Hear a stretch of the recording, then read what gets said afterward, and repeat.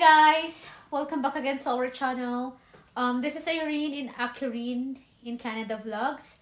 Kung kayo po ay bago sa aming channel, please don't forget to like, share, and subscribe. At i-share nyo na rin sa mga friends nyo, lalo na yung mga nangangarap na makarating dito sa Canada. At magkaroon kayo ng idea kung ano yung buhay dito sa Canada.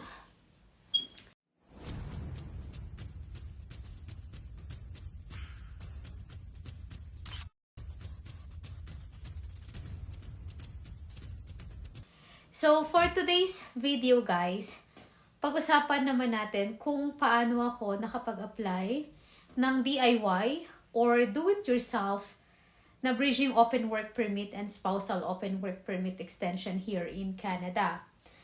Disclaimer lang po, I am not an immigration consultant. Yung mga sinashare ko po dito ay based lamang sa personal experience and research ko. And sinashare ko lang yung experience ko po kung paano ko nalagpasan at naipasa ang document namin ng extension open work permit nung malapit ng mapaso. At talaga naman guys na malaki yung naitipid ko nung nag-DIY ako. Pero right now po, madaming cases ang complicated lalo na sa mga nangyayari ngayon sa Canada. Kaya mas maigi na din na talagang mag-seek kayo ng advice sa mga immigration consultant nyo dahil sila po ang mas higit na nakakaalam at knowledgeable pagdating sa mga ganitong usapin. Okay? So, first of all, ano ba ang Bridging Open Work Permit? Ang Bridging Open Work Permit or BOWP is a temporary work permit that allows foreign nationals to keep working in Canada while their permanent residence application is being processed. So, may eligibility din to guys. Una, you must be a foreign national who is already working in Canada. You must have a valid work permit. You must have submitted an application for permanent resident. Yun yung pinaka-importante dito. And you must have maintained your status and authorization to work. So, you may be eligible, guys, if you applied to an eligible economic immigration program. And ano naman yung benefits ng Bridging Open Work Permit? Ang Bridging Open Work Permit allows you to continue working while you wait for a decision on your permanent resident application. A successful Bridging Open Work Permit application results in an open work permit, which allows you to work for multiple employers in multiple locations. So, yung processing time niya, guys, is the processing time for BOWP varies depending on the workload of the immigration authorities and the accuracy and completeness of your application. So, typically, the processing time is 3 to 4 months. Based sa paliwanag ni IRCC, guys, about sa Bridging Open Work Permit, sobra pa din akong naguguluhan before kung ano ang basihan para makapag-Bridging Open Work Permit ako. Until I ran through yung process sa GCKey or IRCC website. A GCKey nga pala is a secured username and password that allows users to access and conduct business with the Government of Canada through online. GCKeys are issued by the Government of Canada lang din.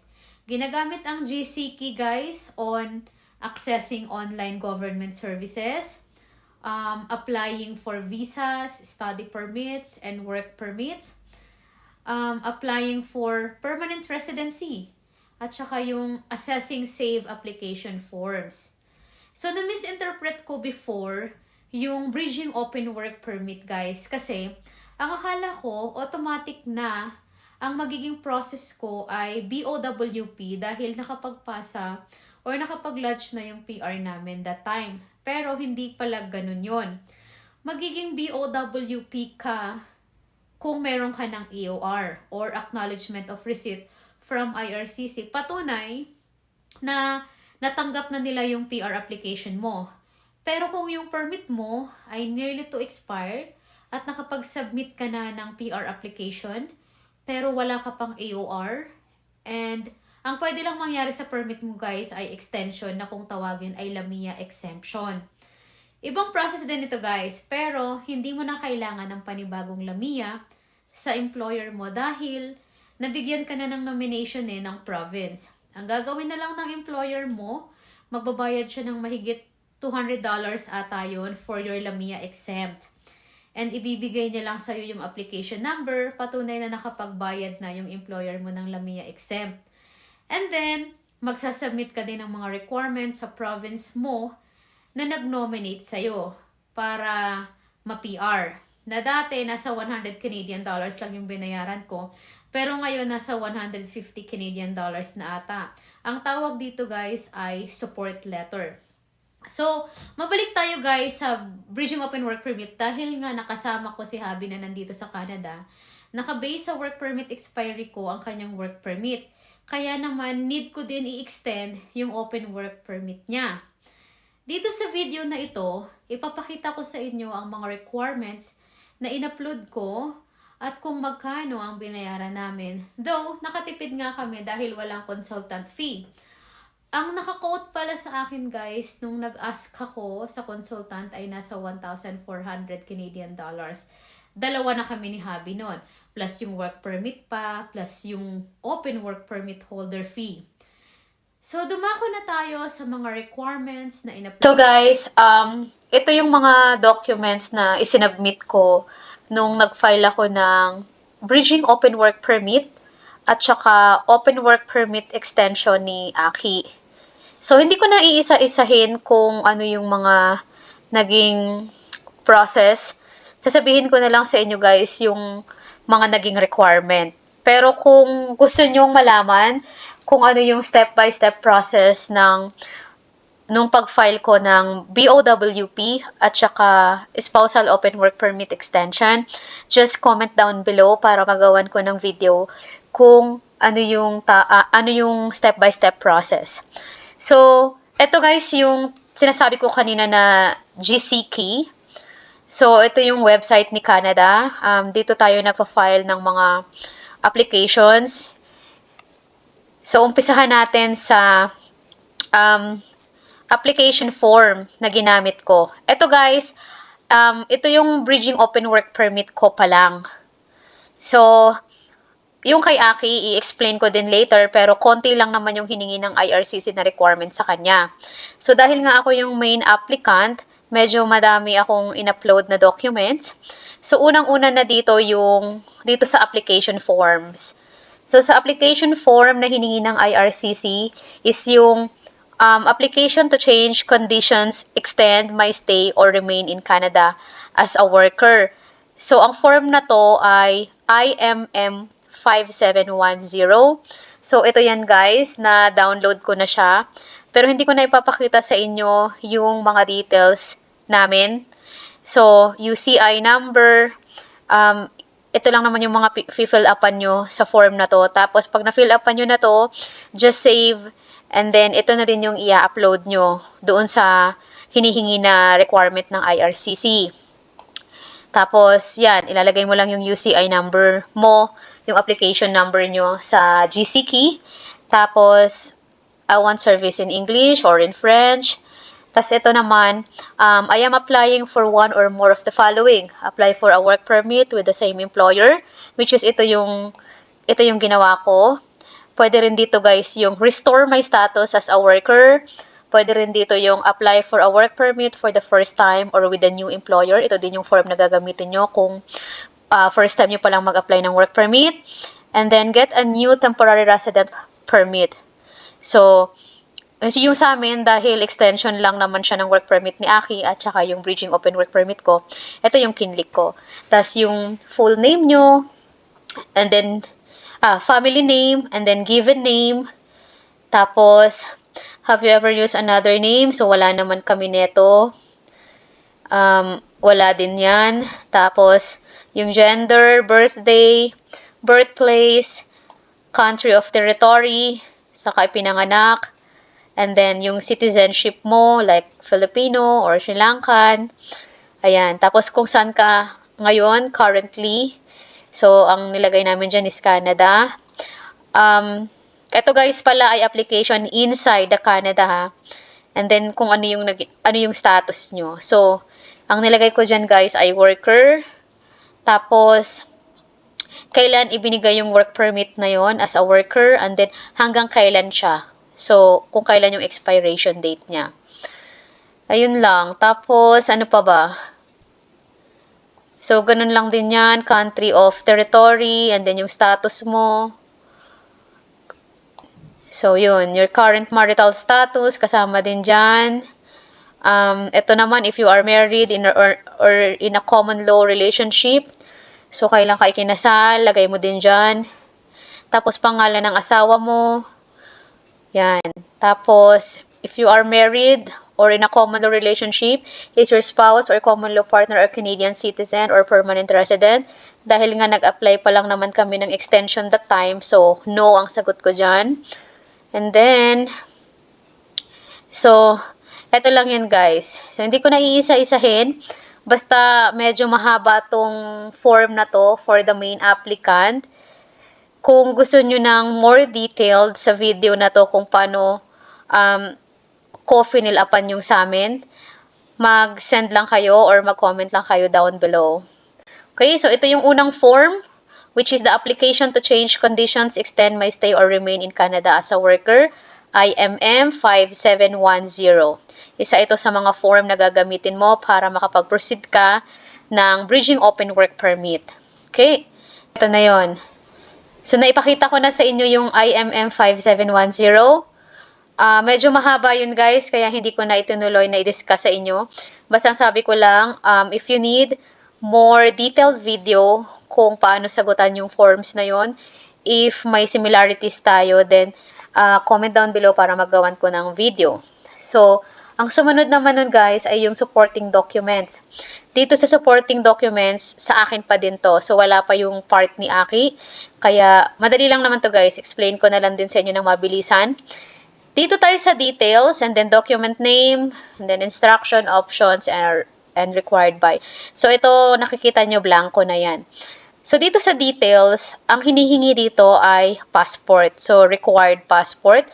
Nag-upload lang ako ng passport ko, tapos in-indicate ko na din dito yung details ng visa na nakastamp doon sa passport, aside doon sa passport details ko.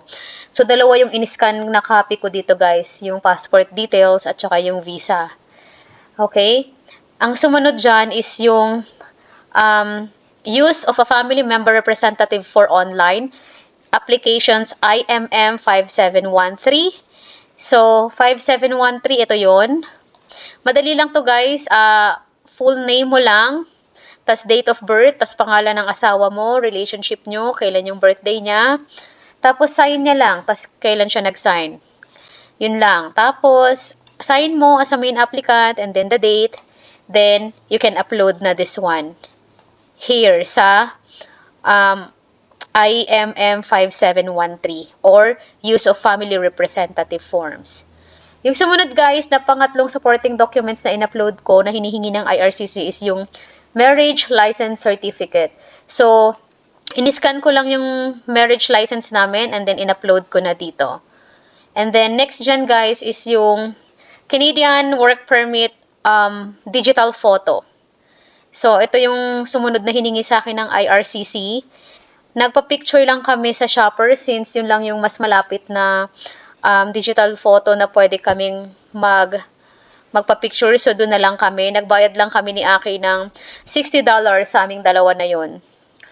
Okay, tapos binigyan lang kami ng copy, yung USB copy, para mai-download or mai-upload ko dito yung photos namin. Magkaiba yun guys ha. Work permit ang sasabihin nyo kung nag-extend kayo ng work permit, pero kung pang PR, ibang sizes naman yun. Kaya kailangan yung i-indicate sa magpipicture sa inyo kung para saan nyo gagamitin yung photos na yon. Ang next niyan ay yung family member proof of status.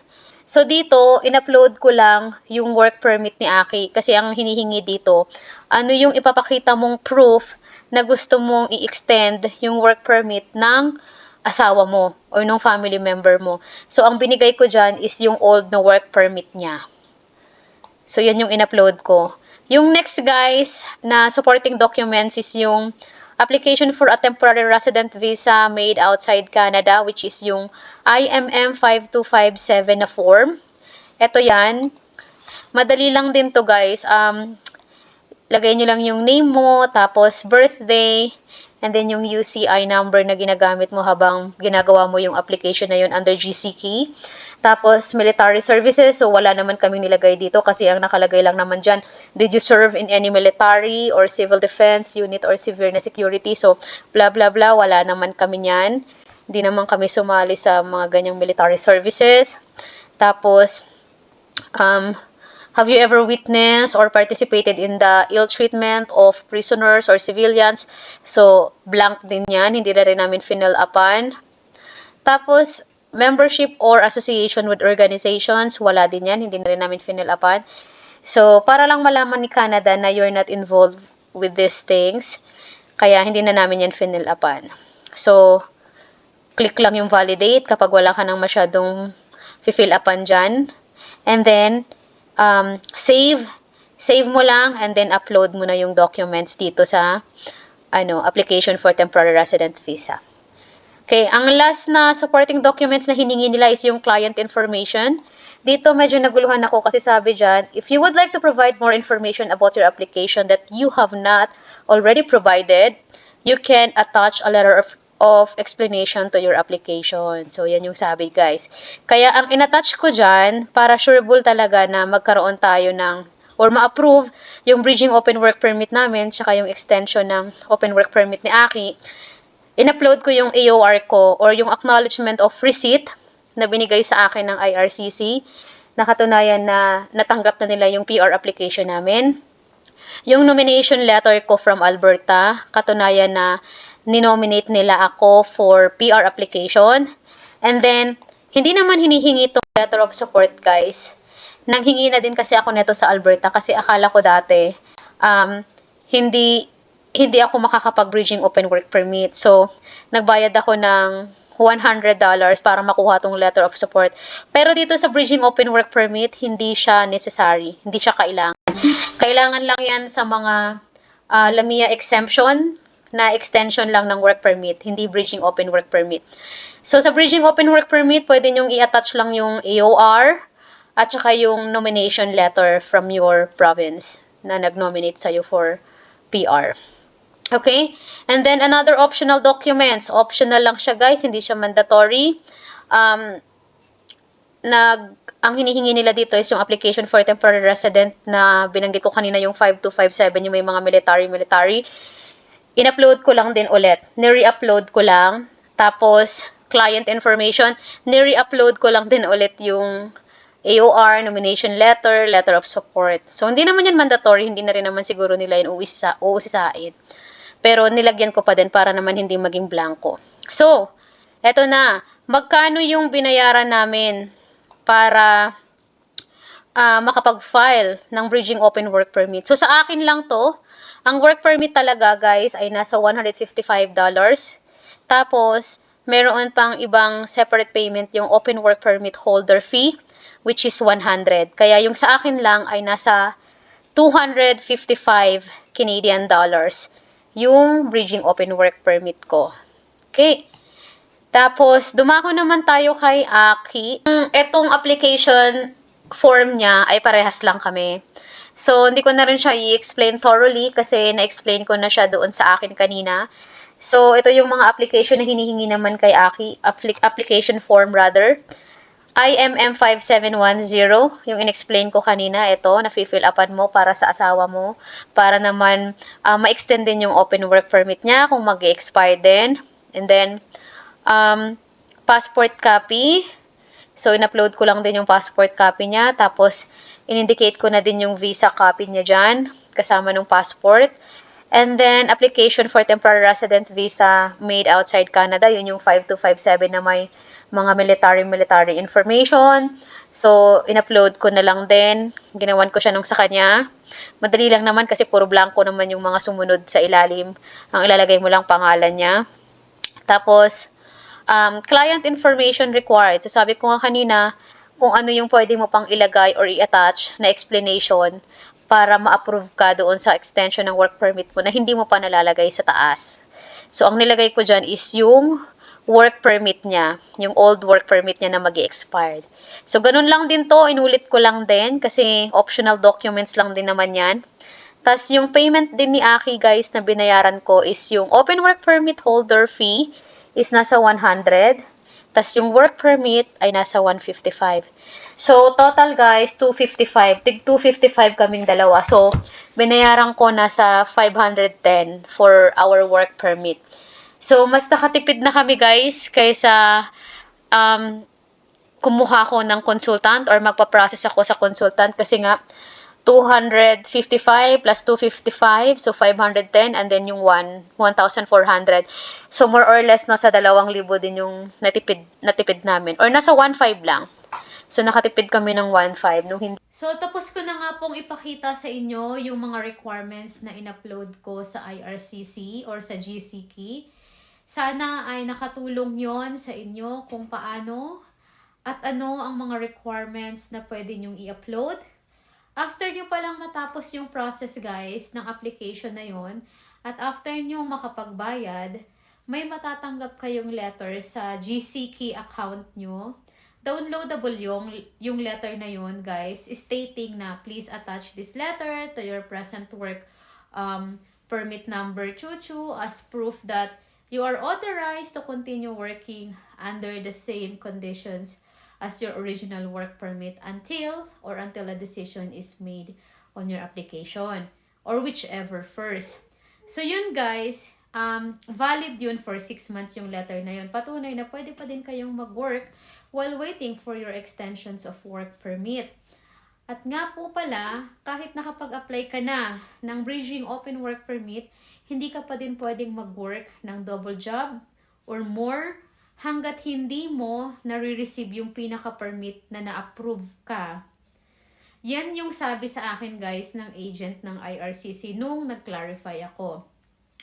And by the way nga pala, guys, hindi na po dumating yung bridging open work permit na pinrocess ko at yung spousal open work permit ni Aki after 3 months or 4 months. And so, winidraw na kasi siya automatically ni IRCC. Yung application na yon dahil nagkaroon naman kami na ng Portal 1 and then after 2 weeks, dumating naman yung Portal 2 namin and then after 2 weeks ulit, dumating naman yung ECOPR. Kaya, hindi na namin nakuha yung work permit. Pero, need kasi yun i-process, guys, para ma-maintain yung status namin mag-asawa dito sa Canada nung time na yon. So, guys, marahil ang process namin na yon ay hindi magiging kagaya ng process nyo din sa ngayon.